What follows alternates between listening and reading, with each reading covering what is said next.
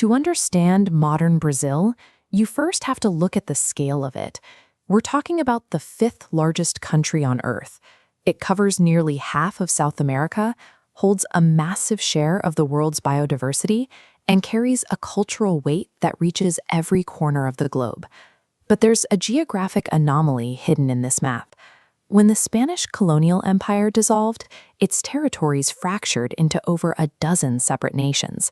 On the other side of the continent, the Portuguese territories stayed together as a single massive monolith. Understanding how this giant was forged means looking past the usual history of kings and presidents. Instead, we have to look at the ground and the relentless economic resource booms that defined it. A global hunger for raw materials drove the expansion of these borders. Extracting those materials required an immense human cost, but that demand is what actively assembled this territory.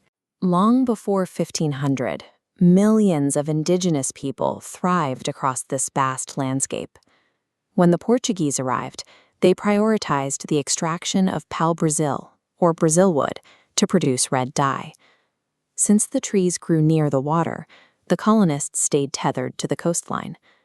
By the 1600s, a worldwide craving for sugar triggered the first major economic boom. The Northeast became a lucrative plantation economy, and the wealth it generated built ornate, colorful colonial centers like Salvador. This wealth relied on a brutal labor system. To power the sugar mills, Brazil became the largest importer of enslaved Africans in the world, bringing in millions more people than the colonies in North America. This sugar economy intertwined African and Portuguese cultures, creating the foundation of modern Brazilian identity. When sugar prices fell, a new discovery in the interior saved the economy. Explorers found gold deep in the mountains of Minas Gerais. The hunt for gold caused explorers to push westward.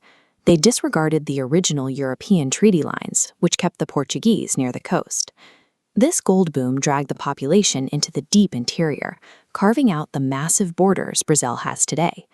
This massive wealth built opulent cities like Ouro Preto, which sits hundreds of miles from the sea, nestled directly into the remote mountains. In the early 1800s, the Portuguese king fled Napoleon's armies and moved his entire court to Rio de Janeiro.